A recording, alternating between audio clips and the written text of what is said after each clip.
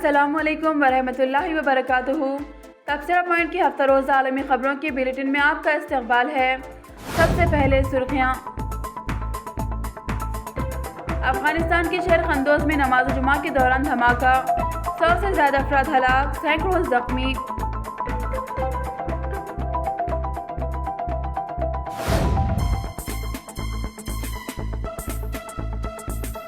غزہ پٹی میں جھڑپ میں 74 افراد زخمی، تعمیراتی کام روکنے کے دوران ہوئی تھی جھڑپ۔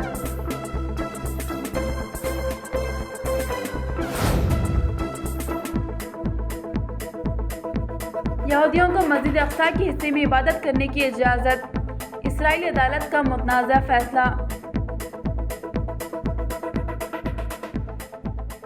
اب خبروں کی تفصیل۔ افغانستان کے شہر قندوز میں نماز جمعہ کے دوران زوردار دھماکہ ہوا، جس کے نتیجے میں 100 سے زیادہ افراد جاں بحق اور 200 سے زائد زخمی ہو گئے ہیں۔ عالمی خبر رساں ادارے کے مطابق افغانستان کے شہر قندوز میں ایک مسجد میں اس وقت زوردار دھماکہ ہوا جب وہاں نماز جمعہ ادا کی جا رہی تھی۔ مقامی میڈیا کا دعویٰ ہے کہ 100 سے زائد افراد جاں بحق اور 200 سے زائد زخمی ہیں۔ طالبان اہلکاروں نے علاقے کا محاصرہ کر لیا ہے اور سرچ آپریشن جاری ہے۔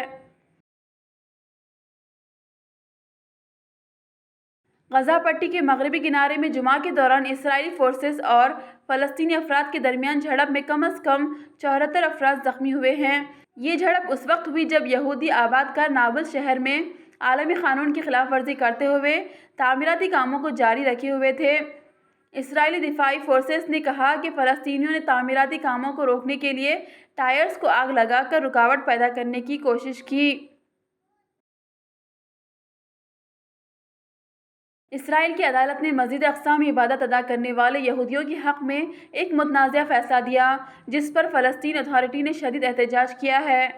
عالمی خبر رساں ادارے کے مطابق اسرائیلی آباد کار نے مسجد اقصی کے مخصوص احاطے میں یہودیوں کے داخلے پر عارضی پابندی کے خلاف عدالت میں درخواست دائر کی تھی۔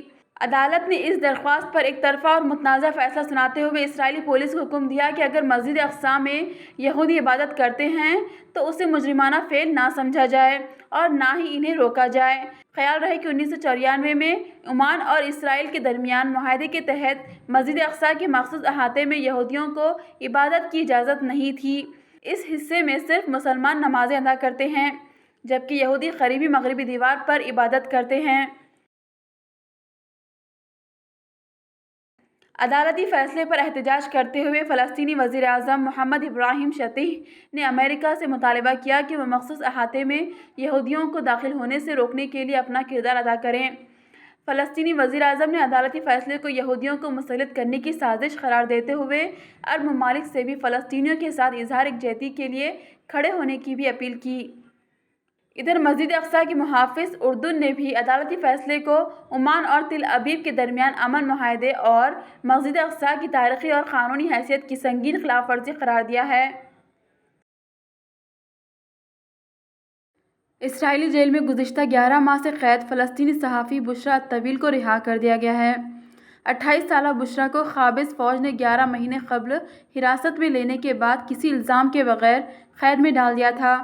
بشرا کو دامن جیل سے جنین کے شمال میں قائم جملہ چوکی پر لایا گیا، جہاں سے اسے اس کے خاندان کے حوالے کیا گیا۔ یاد رہے کہ قابض اسرائیلی فوج نے بشرا کو 9 نومبر 2020 کو نابلس کے جنوب میں واقع ان کے گھر سے حراست میں لیا تھا۔ گرفتاری کے بعد بشرا کو پہلے 4 ماہ قید کی سزا سنائی گئی تھی، تاہم بعد میں اس کی قید غیر معینہ مدت کے لیے بڑھا دی گئی تھی۔ قابض اسرائیلی فوج نے مقبوضہ مغربی کنارے اور بیت المقدس میں گھر گھر تلاشی کے دوران 19 فلسطینیوں کو حراست میں لے لیا۔ قابض فوج نے تلاشی کے دوران فلسطینیوں کے گھروں میں گھس کر لوٹ مار اور توڑ پھوڑ بھی کی۔ قابض فوج نے کئی سابق قیدیوں کو بھی دوبارہ گرفتار کر لیا۔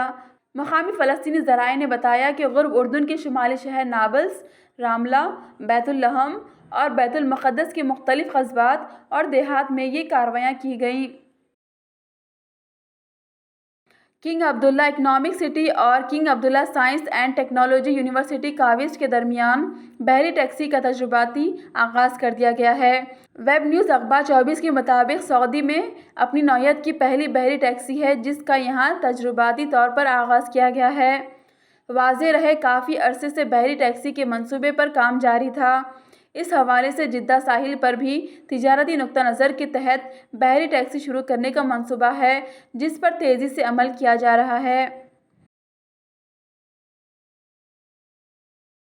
انسانی حقوق کی ایک رپورٹ میں بتایا گیا ہے کہ طویل عرصے سے اسرائیلی ناکہ بندی نے غزہ میں پانی کے تحفظ کو شدید نقصان پہنچایا ہے جس کی وجہ سے 97% پانی پینے کے قابل نہیں ہیں، جبکہ محصور پٹی کے باشندے آہستہ آہستہ زہر اپنے جسم میں داخل کر رہے ہیں۔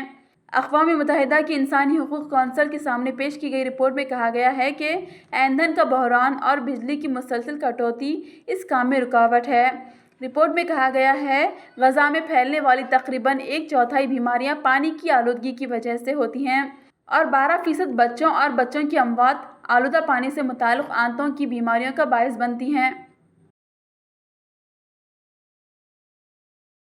کریلا اور نیم چڑھا حجاب پر پابندی عائد کرنے والوں کا طالبان کو خواتین سے متعلق درس فرانسیسی صدر میکرون نے فرانس انٹر ریڈیو کو انٹرویو دیتے ہوئے کہا کہ عالمی طاقتوں کو طالبان سے کہنا چاہیے وہ اپنے ملک میں نوجوان لڑکیوں کے روشن مستقبل کو یقینی بنائیں۔